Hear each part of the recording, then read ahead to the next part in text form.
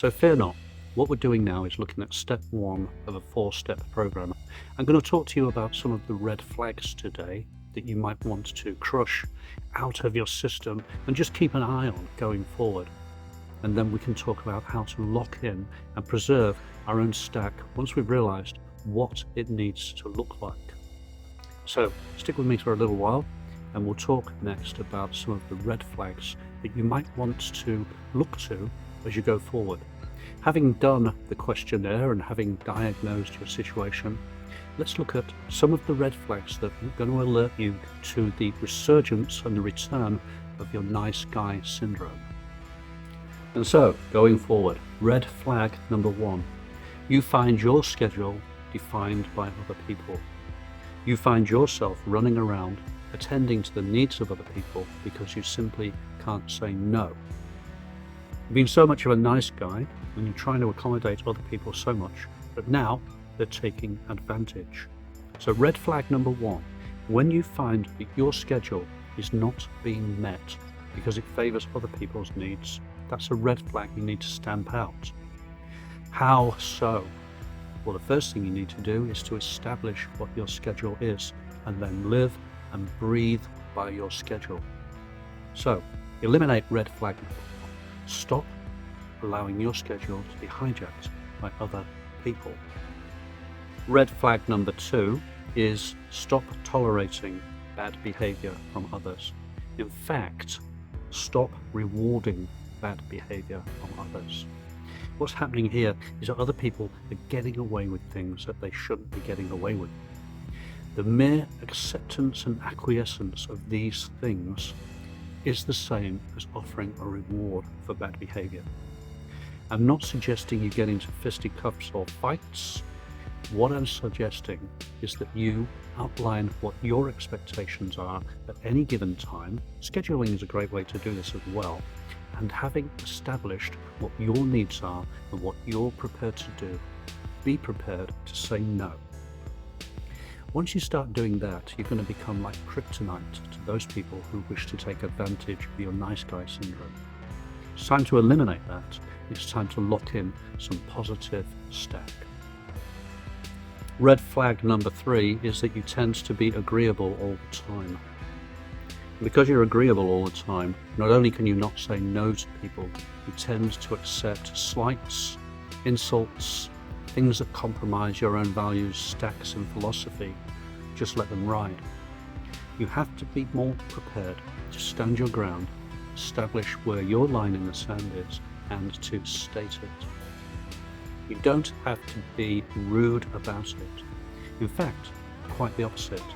If you can smile and say with quiet confidence, actually, this is what I stand for, and then follow it up with what you stand for, that is a great way to get your stack back. Practice this on strangers. Practice this on people in the supermarket, behind the counter. Practice using the idea that what you stand for is valuable to you and you're prepared to stand by it. So if you find yourself becoming too amenable, too agreeable, crush it, stop it, nip it in the bud, and watch out for that red flag. Red flag number four is that you don't establish boundaries. And as a result, people encroach on your boundaries and they take advantage of your inability or your apparent inability to set and establish your boundary. People invade your emotional space. They invade your time space. They invade your capability space. There are so many of your spaces that they can invade if you allow them to, because you haven't defined clear boundaries for yourself. So red flag number four is, if you find that your boundaries are being encroached upon, it's time for you to reassert yourself and step up. And of course, what this requires is for you to have a good look at yourself and work out where your boundaries lie. And we will look at that more going forward. Number five is pedestalizing. And by that I mean putting other people up on a pedestal and giving them more credit than is their due. Now what might happen is that it may be because they are attractive, it may be because they have status, maybe because you simply admire them.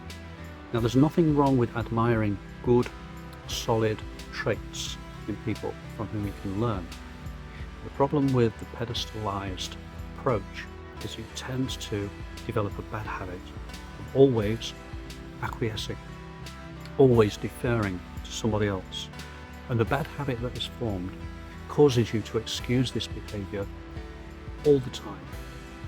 So, red flag number 5, if you find yourself pedestalizing somebody, putting them up on a pedestal, worshipping them from afar or from a near, it's time for you to pull down that red flag. So just before I go, I'll give you a quick rundown of what to expect next. In our next episode, we will look at how to detect a friend zone gaslighter.